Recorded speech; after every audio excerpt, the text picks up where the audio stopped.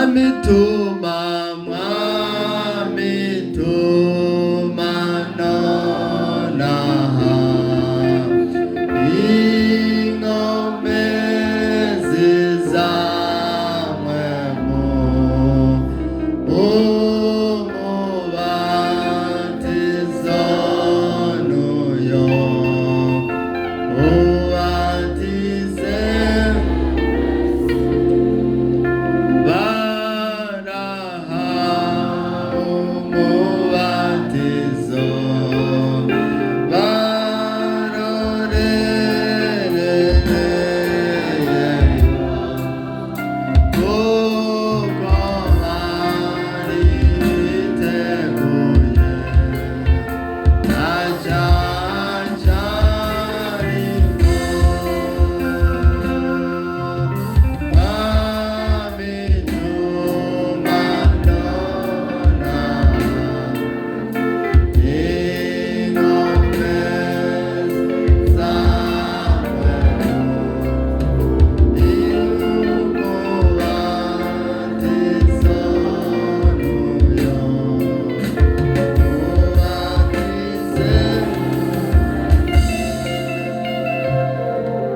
Yesu nashimwe.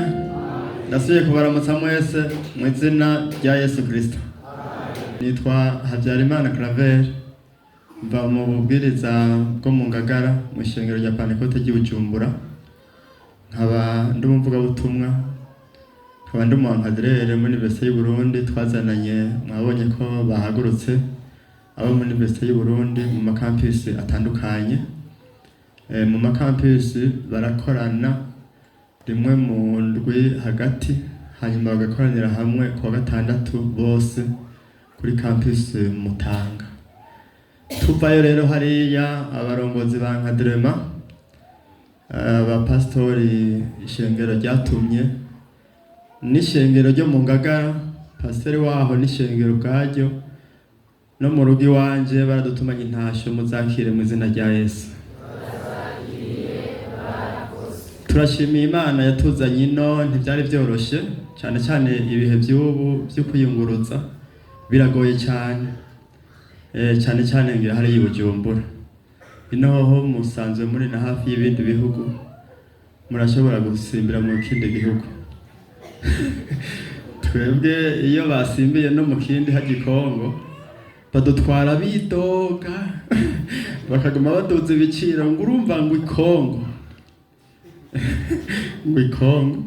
None rero Imana ariko yaruguruye imiryango turaza. Turabishimiye Imana, turabashimiye na mwebwe mwatwiyumviriye ko mukadutumira. Yesu abahezagira. Turashimiye Imana bimaze gukoreka kuva tuje. Twongere korera amajambo y'Imana no kuri ayo twumvise, dusome mu gitabo cya Yosuwa.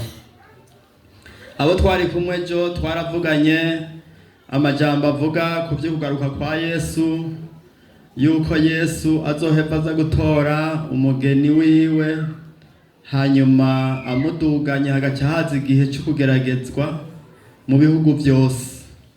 Twaravuze kandi yuko umuntu akwiye kumira ku cyo afise, kandi Yesu agira aze vuba. Ivyerekana yuko aje byihuta kuboneka. Umuntu agenda vyige aja araraba ivyerekana yuko aje, hanyuma yitegura. Twaravuganye ko umuntu arabira ku gihugu cya Isirayeli, ibikibako biranditse mu gitabo. Umuntu akaraba mu biba mu mahanga, ngene amahanga twawe nibiba mu isi n'Imana za kino gihe, ibigirwamana na Babuloni iriko irubakwa.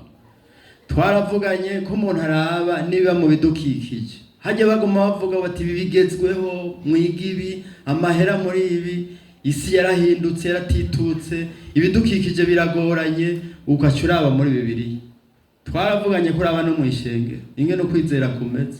Yesu yari yaravuze bamubwiye bati tubwire ikimenyetso cy'ugaruka kwawe n'icy'umuhero w'isi n'icy'ubona ku Yerusalemu. Ababwira ati aca hera kuvuga ngo mwirinde abo bazimitsa, kuko hazokwaduka. Nta kinjana cyabayemo amadini menshi ngira ngo nkiki, uwadutse wese ashinga idini. Nukuvuga abigisha iby'Imana ubu ni benshi gose. Ibihugu byose mbere nayo ibihugu bidukikije umuntu aravuga ubutumwa muri bisi agaca atoza imperezwa. Hariho umuntu abiga bya teology urumva yambwiye ati twe twigana n'abapagani batirisha. None umuntu aza kwiga teology ari umupagani agomba iki? Ati barabisabisha akazi. Urumva ko atari akazi gusa, uravuga ubutumwa ugaca utoza, aca kubura inkofero gutya agaca atega. Kandi byaramaze kujya mu bantu bamwe barazi ko bategerezwa baca batanga. None umva atari urudandaza. Hazokwaduka no mu mashengero yacu umuntu araduka akigira uvugishwa n'Imana. Mana yambwiye biya bintu muzoje murabishira ko agahange. Mana yambwiye izera ijambo ry'Imana. Yesu nashimwe. Ivyo bintu rero umukristo ariko araja mu ijuru yoja arabiraba akamenya ko Yesu ari hafi kuruge. Impwemu yigisha ngo niko vyamye, umuntu akibwira ati ntaragera kuza ntigufate. Kuza kwa Yesu kuri hafi gusumba uko tuvyimvira. Dusome muri Yosuwa igice ca kabiri. Igice ca kabiri iyo turonka kanya twari kugisoma cyose. Mugabo ni inkuru benshi muzi ariko dusome mirongo mikeyi tuza kwishimikiza. Mpere ku murongo wa 17. Hariya ku ndanzi y'amajambo handitse ngo Rahabu ahisha abatasi. Siko? Umurongo wa 17. Abo bantu reka banze mu murongo wa mbere bakirisha itimu. Yosuwa mwene Nuni atuma abantu babiri mu mpisho ngo baje gutata. Arababarira ati nimugende mwitegereze ico gihugu cyane cyane i Yeriko. Nuko baragenda bashika mu nzu ya maraya yitwa Rahabu bahaka indaro. 17. Abo bantu baramwishura bishura Rahabu bati niwatirigana kuvyo tukubwira iyo ndahiro ntizodufata. Enda nitwashika muri iki gihugu uzupfundike aka kagozi gasa n'agahama kuri iri dirisha uducishijemo, maze so na nyoko n'abo muvukana n'abo mu rugo kwa so bose uzubakoranirize aha iwawe. Mugabo uzotirimuka akava mu nzu yawe agasohoka, amaraso yiwe niwe azosubirako, natwe tweho tuzocuna. Ariko umuntu wese azoba kumwe nawe mu nzu akagira icaba, amaraso yiwe ni twebwe azosubirako. Ariko niwatuvuga iyo ndahiro turahije ntizodufata. Umurongo wa 21 burya niho ndonera. Arabishura ati birabuko nkuko muvuze. Araheza arabasezera baragenda, maze apfundika ako kagozi gasa n'agahama kwidirisha. Yesu abahezage. Intumbero y'ivyo tugira tuvugane nuko umuntu wese yokora icyo akwiye gukora kugira ngo azarokoke. Mvuze ngo iki? Umuntu wese yokora icyo akwiye gukora kugira ngo azarokoke. Mwavyumvise? Nasomye je mu ijambo ry'Imana umugani w'umubivyi, nsanga naho twosigura bivana n'umutima byakira. Nico gituma imbere yo gusigura kenshi mbanza gusenga, tugasengana nabo ngira mbwira. Murabona dusigura muvuga ngo dusengere umusiguzi, siko? Mwakoze. Ariko ndagomba kubwira wisengere. Yesu nashimwe. Bivana n'umutima wakira. Izaguye mu ivu ryiza zonyene nizo zame. Ikibazo zari imbuto ntizari no mubivyi. Naho zaguye. Rero ndabwire nawe tugira dusenge uvuge gutyo uti Mana uramfasha. Icyo nkwiye gukora nze ndagikora. Kandi uramfasha ndakimenye. Ibi bintu bigira bisigurwe bifata. tubisenge. Mana data apa, haleluya, turagushimiye igitondo Mana, turanezerewe ko ijambo ry'Imana rikivugwa munsi y'izuba mu izina rya Yesu. Nahi buhumutsa mu Kirundi kandi urakoze Mana, urakoze kubyo tumaze kumva. Twumvise kuri mpwemu yera kandi bari baje gukorana. Mpwemu wawe yera nagendagende hano, ategura imitima yacu, aduha insobanuro y'aya majambo yandikiwe kudufasha. Umuntu wese utegura umutima wiwe, ijambo ryawe ryinjire mu bugingo, wandike ku bisate by'imitima yacu ibyo tuzoba dukwiye gukora. Uduhezagire Mana, ivyiyumviro byacu bimwe mu ijambo ryawe, ndabisengeye mu izina rya Yesu Kristo, amen. Ko umuntu akwiye gukora icyo akwiye gukora. Ngaha inkuru twumvise ntitwayisomye yose. Abisirayeli bava mu gihugu cya Egiputa bagenze urugendo rurerure rwo mu bugaragwa, murabizi. Bageze hafi batarinjira igihugu cy'i Kanani, bataraja buka Yorodani. Hanyuma rero amakuru yari yavuzwe i Kanani mu bisagara yuko hari abantu bariko baraza kandi bateye ubwoba. Aho bageze bagwana bakanesha, mbere ikiyaga cikuma kikababisa. Hanyuma rero baca barungika, murazi ko bigeze kurungika abandi 12 babatasi nyene. Mugabo bagarutse bakavuga inkuru zitarizo bamwe, 2 gusa, Yosuwa na Kalebu, akaba aribo bavuga inkuru zirimwo kwizera Imana. Yesu nashimwe. Abo rero barapfuye kuko baciye basubira kuzenguruka barapfa. Yosuwa asigara arongoye Abisirayeli. Bageze hafi rero aca atuma abandi 2, tigenda rero murabe aho duhera ni Yeriko, mugende muhatate. Je nisomye aya majambo naciye mbona ko Abisirayeli batanguye iperereza kera kwera. Burya nimba hari igihugu gifite iperereza rikaze ni Isirayeli. Murabona aba bariko barwanye na Irani. Urabona ko baciye bica umuntu, nimba ngira ngo abantu bacunzwe ku isi bakomeye yarimo komeye. Umwe yatwara Irani mu buryo bw'idini. Bavuga yuko urumva iperereza, ntumenye iperereza ryabo ingene rikora.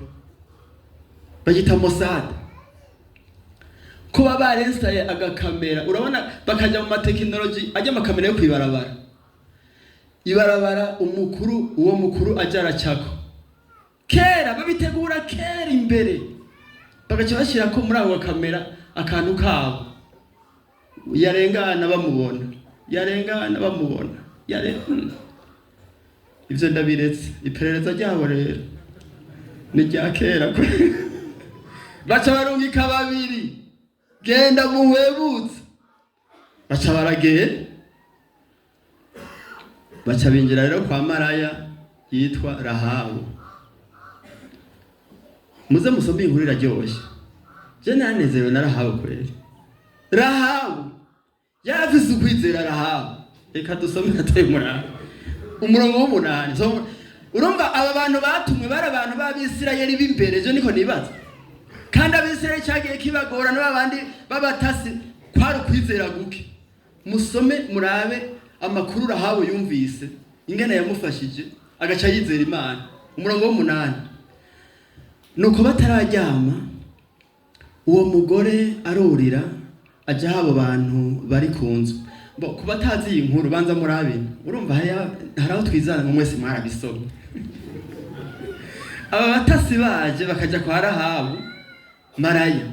Inkuru yaramenyekanye ko haje abatasi. Baca bagenda kubwira umwami w'Iyeriko bati haje Abisirayeli babandi mwumva bariko barica abantu aho hanze kandi baje muri iki gihugu. Batumye abantu binjiye kandi kwa Rahabu.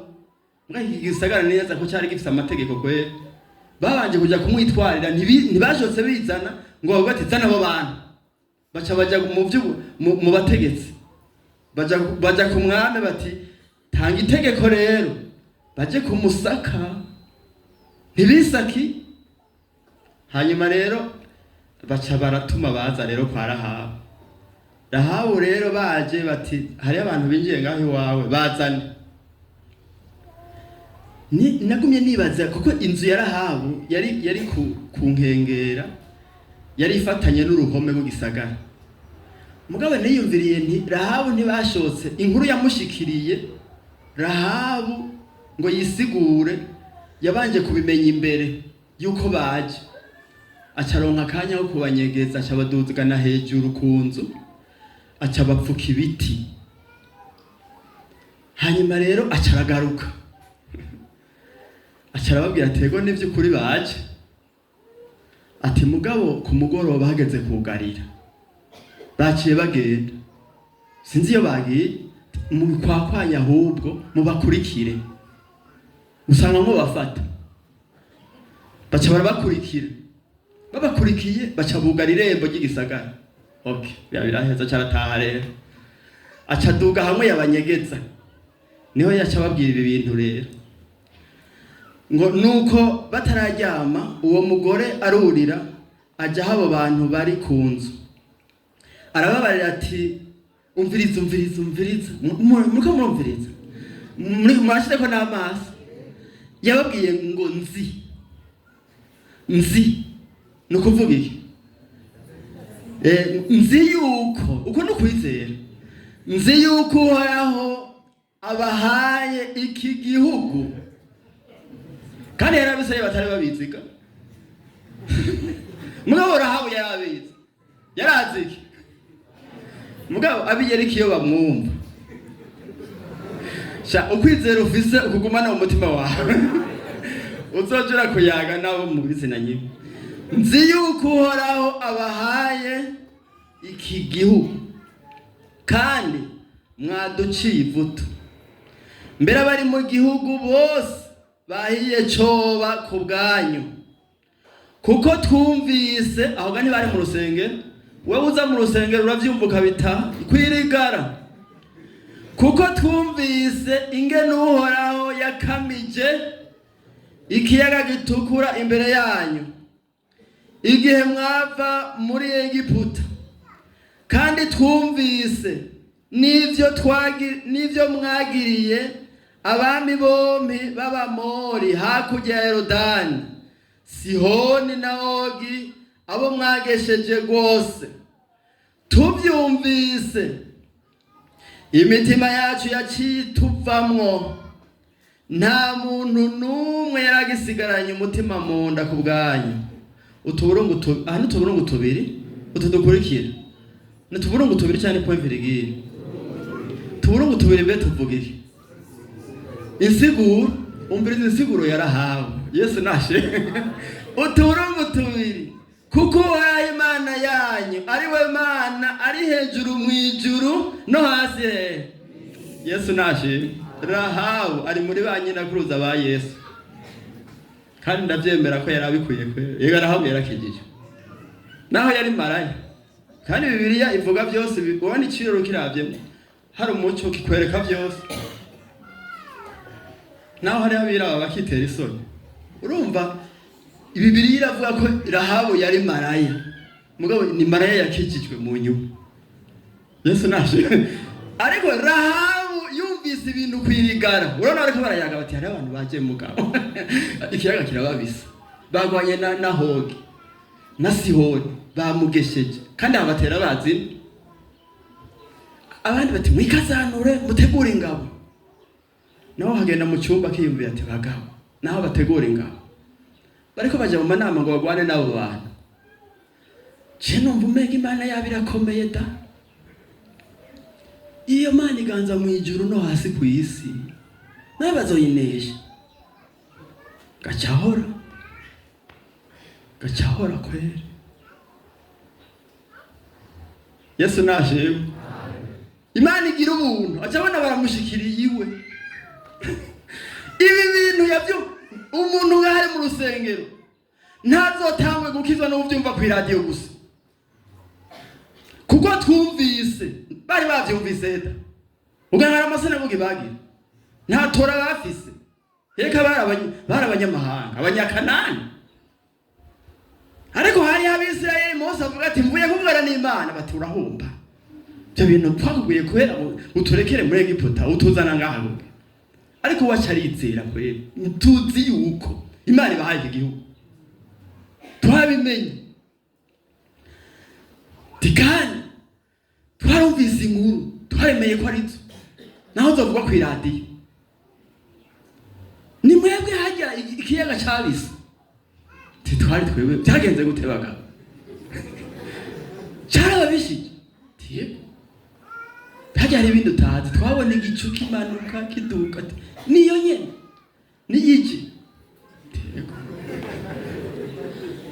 acarizera Rahabu nta gukekeranya amajambo yarahabu nawe ngenya kwari babakozi b'Imana bavuye mu Bisirayeli abarabaramesheje erega batanze raporo bahawe na Rahabu kandi mu kuyitanga bavuga bati bariya twabateye ubwoba bacitse ivutu bose ahubwo babwiye na Rahabu gusa ubutumwa bwa Rahabu bwari bwafashe erega umuntu arashobora kuvuga ubutumwa yihanye vuba agasumbya abamaze imyaka myinshi mu rusengero umuntu apfa kuvuga ivyo yizeye gusa none wa mugore w'umusamariyakazi ntiyazanye abantu kwa Yesu ubwo ngo yari bwana batizwa kandi ntiyavuga byinshi oya mwapfa kuvuga ivyo wabonyutse tije ngo murabe umuntu yambwiye usanga ari ikirisiri yavuze ivyo nakoze byose bakamuraba bakabona avuga atabwoba afise tingira nivyo tuje kuraba kandi bavuye bashinga intare bati nubu nitwizeye kubera ibimwe bavuga navyo nyine byafashije so byabazanye ati ubu twamwiyumviye Yesu abahezagira abatasi rero baca basezerana na Rahabu bahana amasezerano ati urumva ko Imana ibahaye iki gihugu je sindabikekeranye mwe kibazo mfise ni kimwe je ko nabakijije ntimuzonkiza nabo munzu iwanje ati zizogukiza none bizogenda gute ahaga ibi babivuze bo bamaze kururuka yabanje kubarahiza imbere muvuge ko jewe n'inzu ya data tutazopfa kuko muzokegukira byo birahatswe ntawe bikekeranye nibona banesha Imana yanyiganza hejuru no hasi amiri bati byukuri oya baca barahora iga babanje guhora nabo nyene bagira bati ntituzi ko twafata babona arabururukije Bibiliya yavuze ngo niwe yabururukije arabururutsa bacisha mu idirisha bashitse aho hasi ate okay urakoze turabona ngira ko tugiye tubu rero duhana amasezerano urabona idirisha ducishijemo Rahabu ari hejuru nabo baraho hasi baza bari inyuma ya Yeriko ngira barera ngo jabona ntawuza kubafata iri dirisha uducishijemwo akira kakanyutse gasa nagahama wabonye nibara te gasa nagahama ucukamanika iri ntituzogibagira turahatswe idirisha twaciyemo tukarokoka naho amadirisha yobasa mugabo tuzoza turaba idirisha n'akanyuzi gasa n'agahama kanaki wacu ucushirako oya reka ndabivuze ko batabivuze bavuze dusubire ku murongo wa 18 enda nitwashika muri iki gihugu babishize mu mwanya yuwe bimwe byakonjegeza kazoza enda nitwashika muri iki gihugu uzugirene uzupfundika kakagozi gasa n'agahama kuri iri dirisha ducishijemwo dusimbire kuri 21 inyuma ya point nukuvuga 21b maze apfundika ku kagozi gasa n'agahama kwidirisha Yesu abahezage murabini mbega twavuze ngo intumbero y'amajambo niri ivuga ngo iki umuntu wese azakore icyo akwiye gukora kugira ngo bakizwe kugira arokoke bamubwira bati abantu bose biwanyu ugomba ko barokoka baze mu nzu iwawe. Aha muri iyi nzu kondisiyo ya mbere babe muri iyi nzu. Umuntu azaba muri iyi nzu ntacyo azoba. Umuntu azaba ari hanze amaraso yiwe azoja kuri we. Mugabo uzogwa hanze yari umuntu azogwa muri iyi nzu azogwa kuri twebwe. Indahiro turahiye imbere y'Uhoraho. Mugabo nawe wewe ubarongoye. Wowe duhanye amasezerano uganze iyi nzu. Aka kagozi uzu gashire kwidirisha utse ugashire kwidirisha. Gasa n'agahama. Acavuga ati birabuko muvuze. Bagiye aca gashira ko buno nyene. Tujya sinorindira aho bazozirata. Taboro sinzi ko bazozejo mu ndwiza mbe bosanga natembereye. Bosanga nsinziriye ndagashize ukunyene. None byari bigoye kugashirako. Aho ntibyari bishobora no kuba narindira. Intumbero kwari uko mvuga nti icyo ukwiye gukora gikora. Kandi vy'Imana ntibigoye haje. Mugabo abantu babirindiriza. Bande bakanabireka takagozi gusa. Mbega yashirako ka bleu. Yaba bitoye. Karuji. Acagashirako. Kandi birazinsobanura murazi ko amaraso ya Yesu. Amaraso ya Yesu. Ogejwe na Yesu watunganijwe n'amaraso araho yakuhagija amaraso mbega amaro yawirera. Ni ikimenyetso cy'amaraso ya Yesu. Ariko je intumbero mfise nuko umuntu ico nyene kiri simple usabwa kugira ngo ukizwe wogikora. Hari korara yaririmbye kuri Namani batigenda wibiri biheta ngabondwi acara abahanuzi bati none iyo bagusaba ikintu gikome ni wari kubikora nketswe. Ibintu byanditse muri Bibiliya dusabwa kugira ngo turindire ukuza kwa Yesu twiteguye ubikore. Kandi naho umanya ari mutoye burya nari nateguye guha bikeya. Kandi bamwe muri mwebwe mwarabikoze. Yesu nashimwe bikore. Bibiliya handi iravuga ngo kumva no gukora. Siko kumva gusa ntibimaze mugabo hari ibisabwa kugira ngo uzurokoke ukire. Ibintu nkandwi to base bita by'urufatiro indwi umuntu akwiye gukora byanditse kandi ukonye.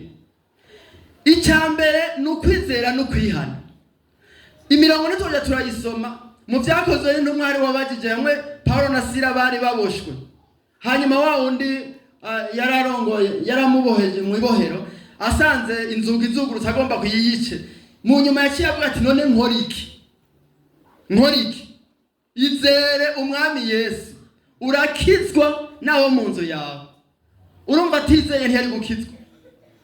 Izere urakizwa nawo mu nzu yawe.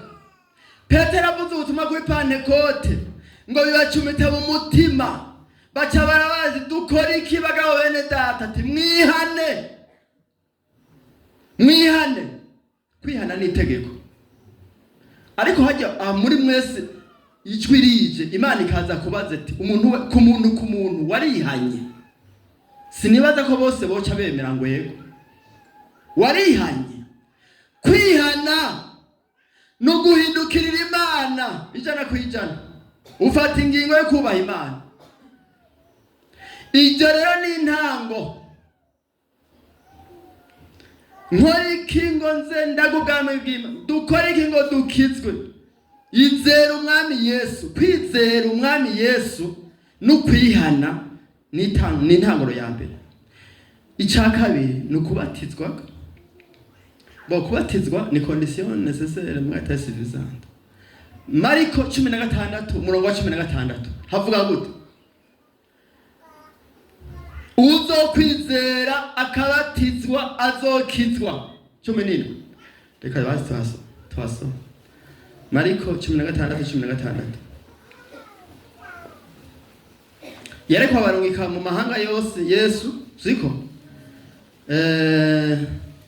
Mariko 16 umurongo wa 16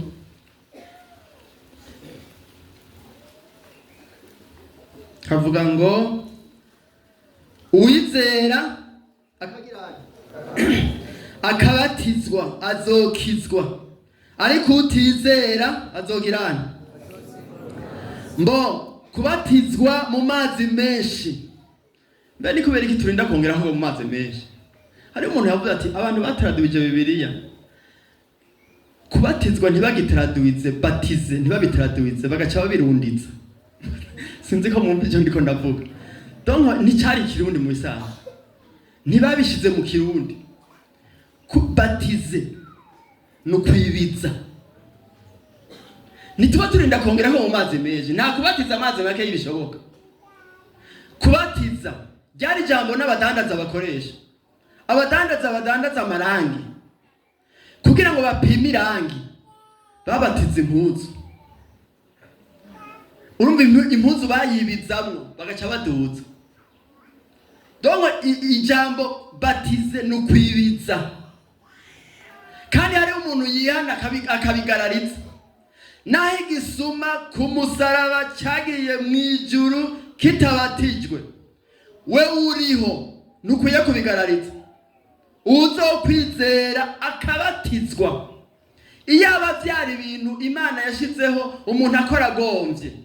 Ijya nkone y'umunyetiyopiya bari bafise umwanya muto, Filipo yari afise programa ndende, ntiyari kurinda kuyibatiza.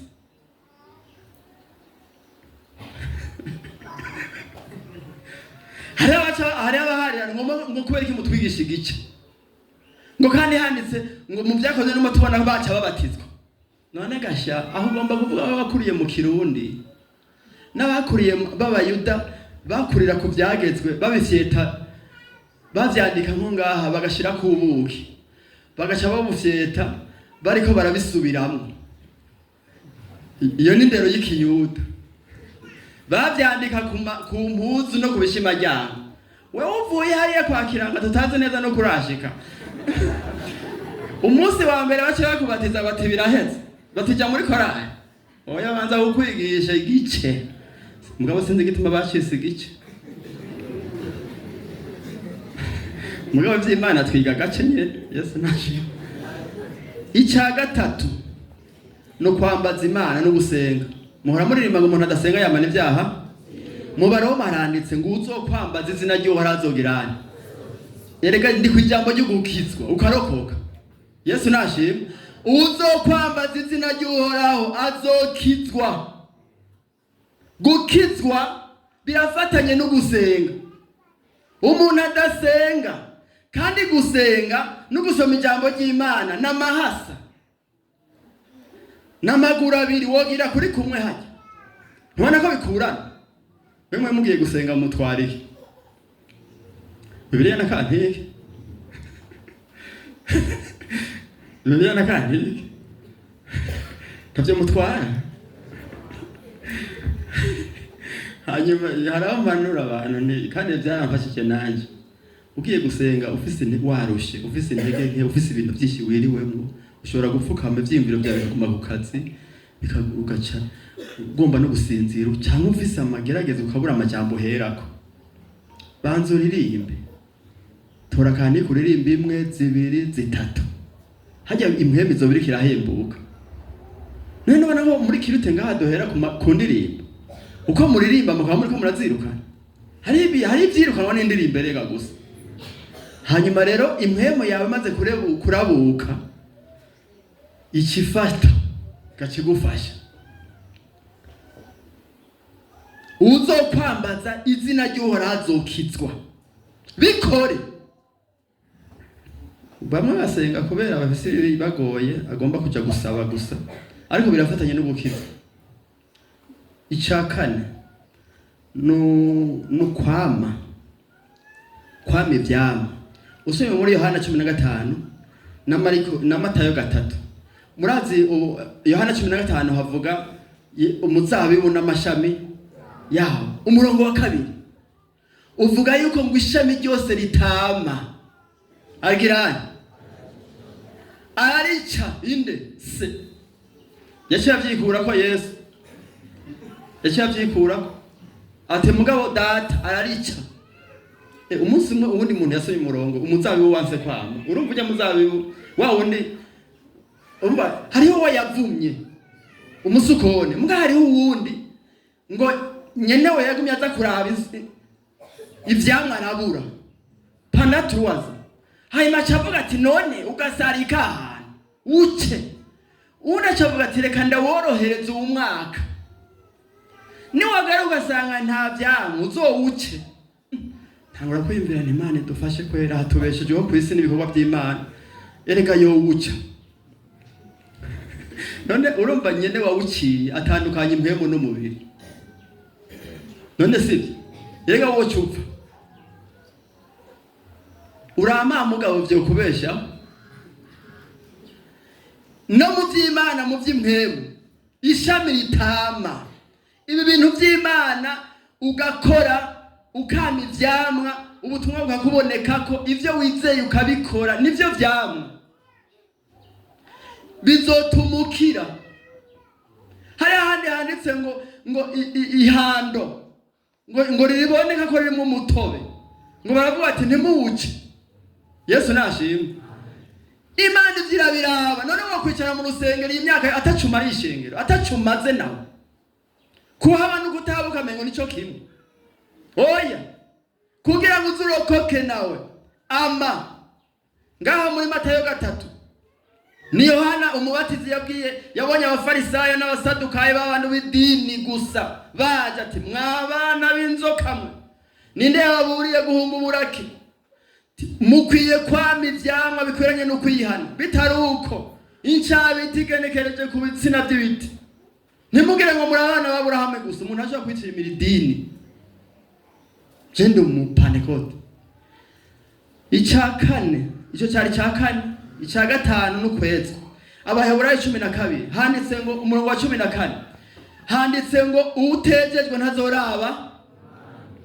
Nagomba kubabwira ikindi hanya kwezwa n'ibirebire n'iyindi nyigisho. Tukezwa n'amaraso ya Yesu tukezwa n'ijambo ry'Imana tukezwa na mpwemu yera. Imana ikaducisha no magerageza katweza.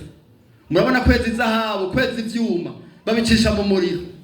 Hari ibintu bituma se ko Imana icisha no ma circumstance kwezwa mu byiyumviro. Yesu yavuze ngo ubeze mu kuri ijambo ryawe niryo kuri. Yaba byari byoroshe yasiga bihejeje ariko yabanje kubisengera kuko abo umuntu arasengena yiyumvira.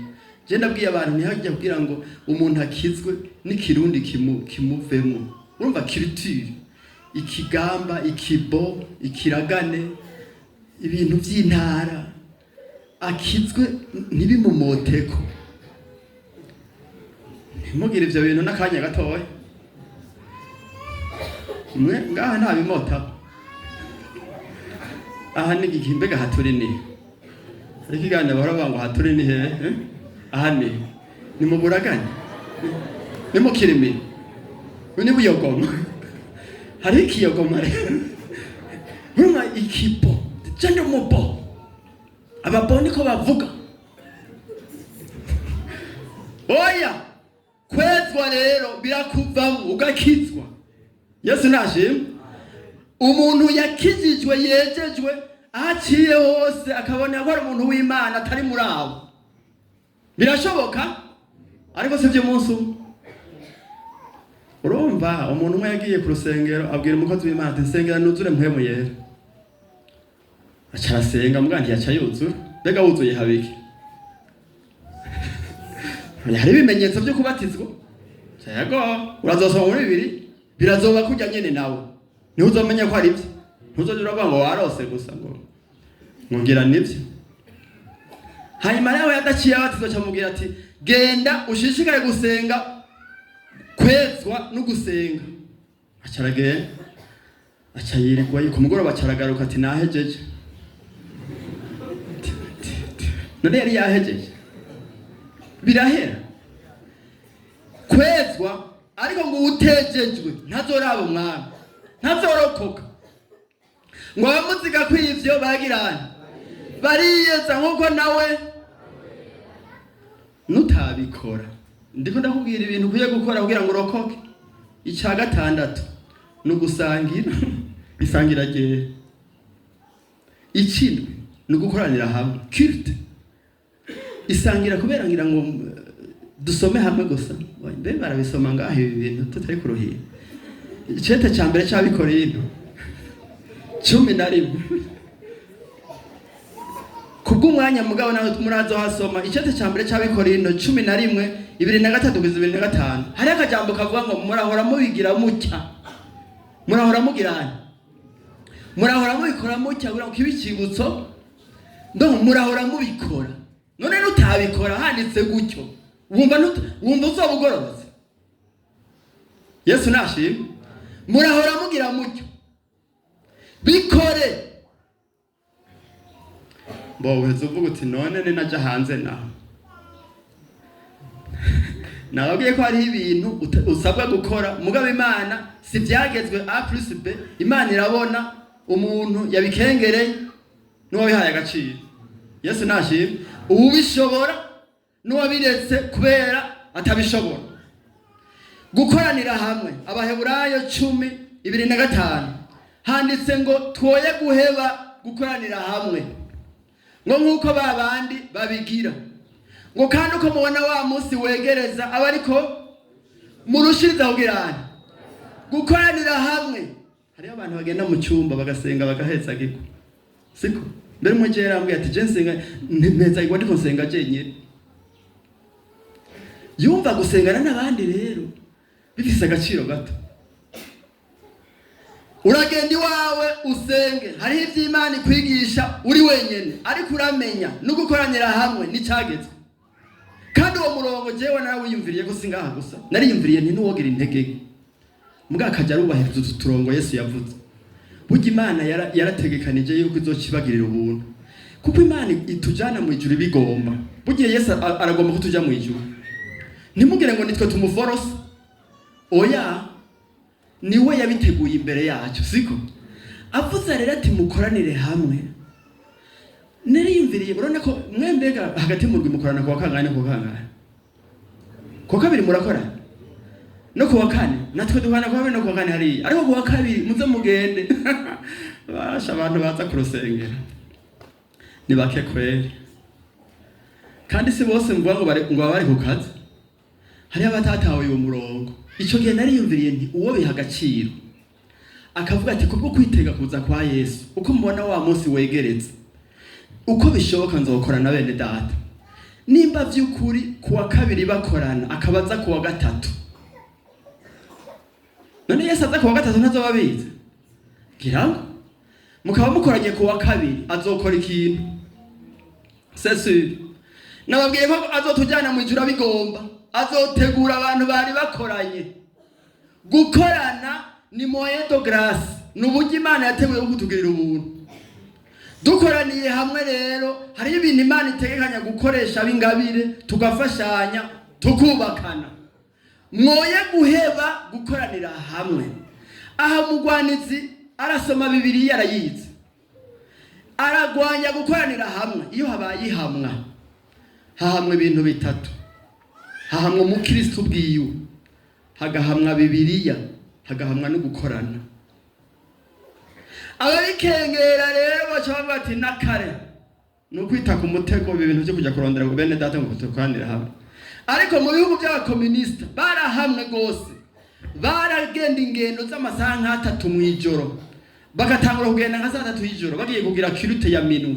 Saa 9 bakaba batandukanye bataje. Kubera baziho gukorana ari fondamental.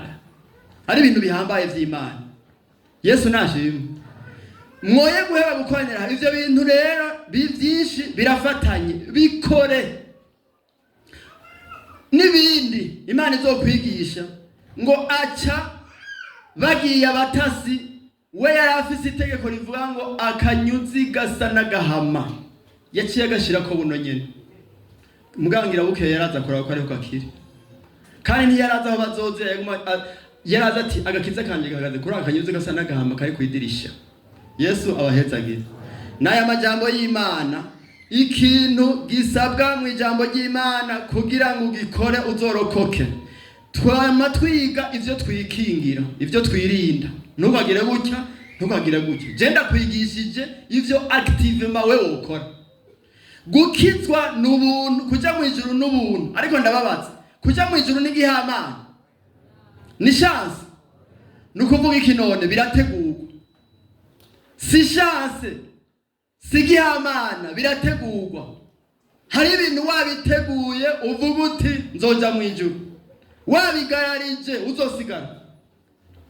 Genda ubikore rero ibimvuze n'ibindi bibiri bizokwereka, ijambo ry'Imana rikakwereka, uvuga uti birasabwa. Nowa bibiri mushingira intani nguko Imana yamubariye yakoze kuno. Nta kurezona ngo igiti iri zina yampaye kiragoye ngo idirisha ama mesure na nature y'igiti.